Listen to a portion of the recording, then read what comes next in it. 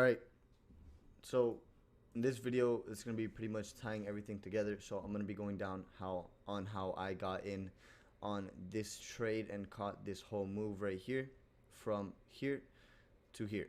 So pretty much it's as simple as we're going to start off on the monthly time frame. So anytime I always analyze the market, I always look at the monthly time frame. As you can see here, we did have a bullish engulfing pattern showing that buyers were able to push the market up towards this area and completely pass it.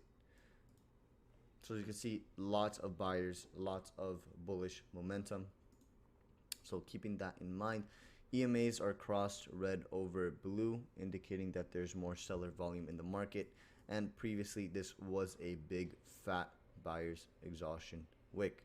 So now, going on to the weekly time frame, I believe this candle was still forming at the time, but it did close bearish engulfing, as you could see here, meaning that sellers were able to get past this point here. So, but I'm also keeping in mind, week after week after week after week after week, buyers were getting just exhaustion. And as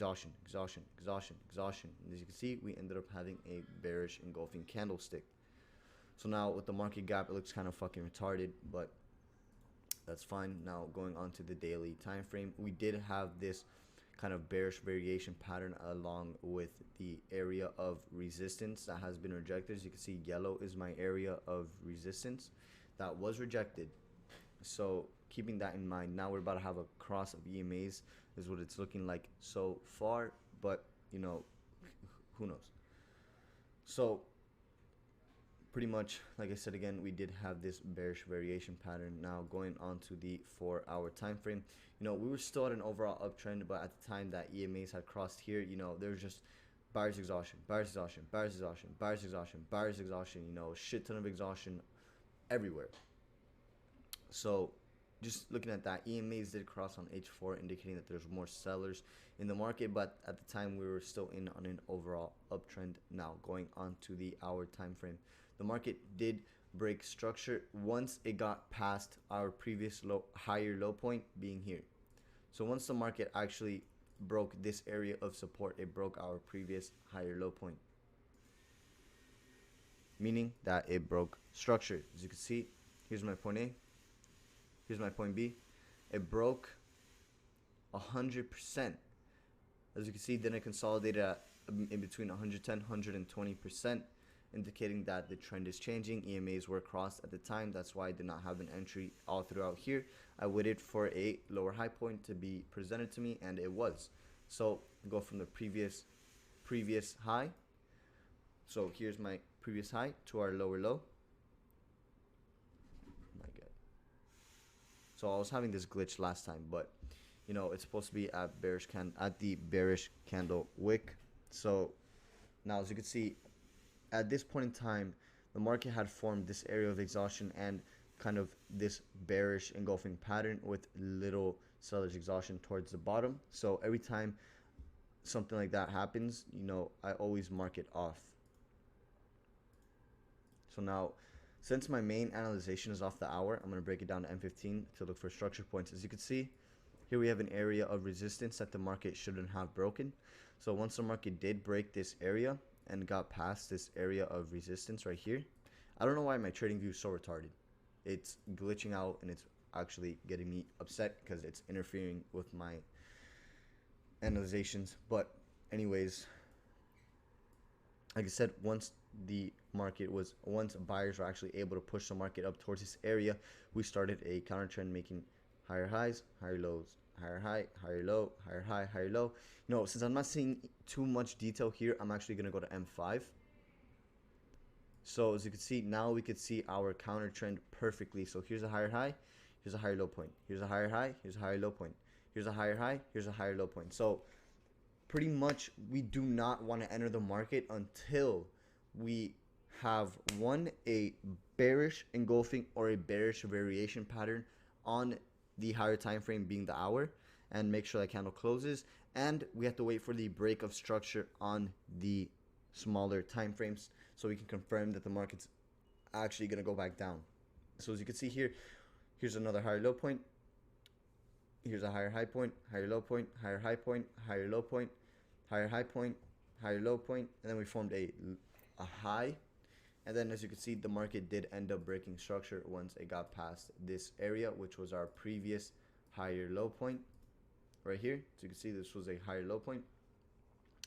So pretty much we have to wait for a higher low point to be broken to actually enter and benefit off the market. So as you can see here, once EMAs crossed red over blue, indicating that there's more sellers momentum in the market, and the market actually broke structures. You can see over here, EMAs did cross red over blue, and we did break a previous area of support, but not a previous higher low point. So once the market actually came down, formed that bearish engulfing on the higher time frames, and it closed, it was confirmed, then obviously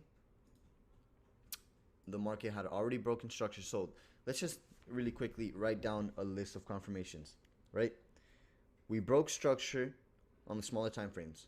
EMAs crossed on smaller time frames. Now we have a bearish engulfing on the smaller time frames, on the higher time frame being the hour, and we have the EMAs, I'm pretty sure they were already crossed red over blue on the hour.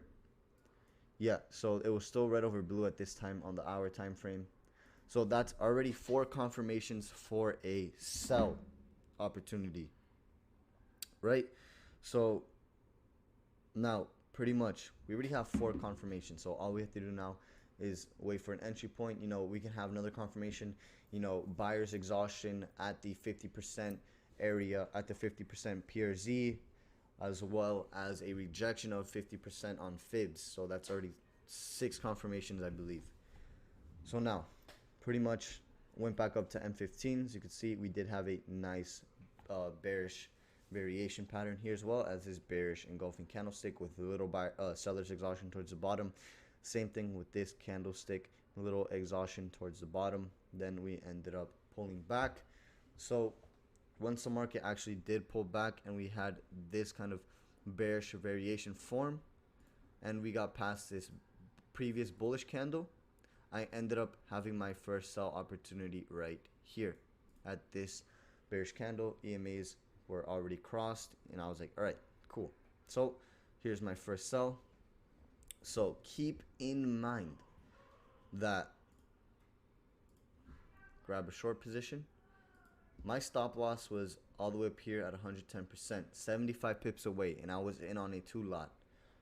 My account can handle a 75 pip loss on a 2 lot. Just keep that in mind.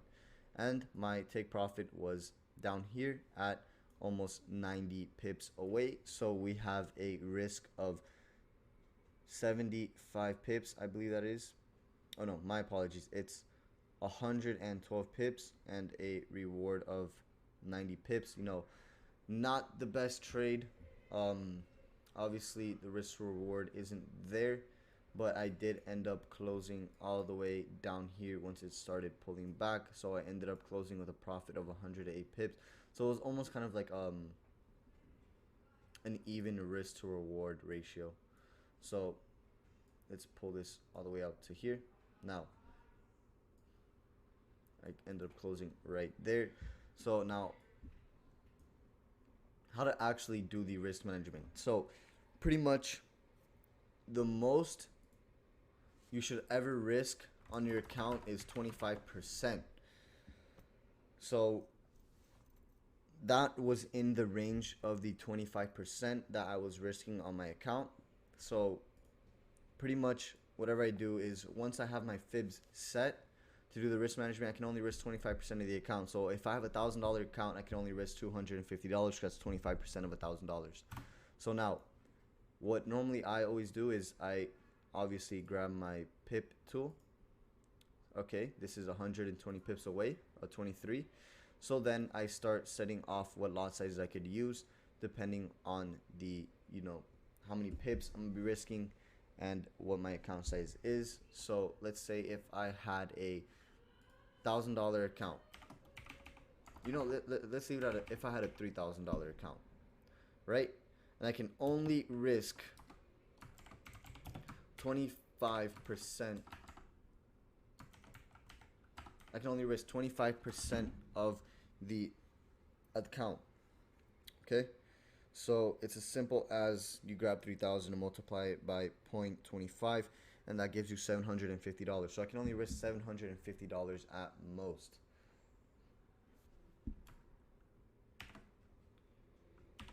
Right? This is why risk can be predetermined, but reward is unpredictable. So I can only risk $750, like I said. So we're keeping this in mind. Now, if the market decided to retrace off of 23.60, right, I have 127 pip stop loss. So I cannot throw a standard lot size here.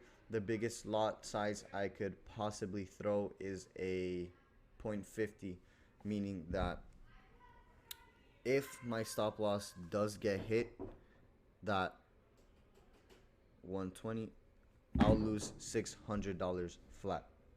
Okay, so now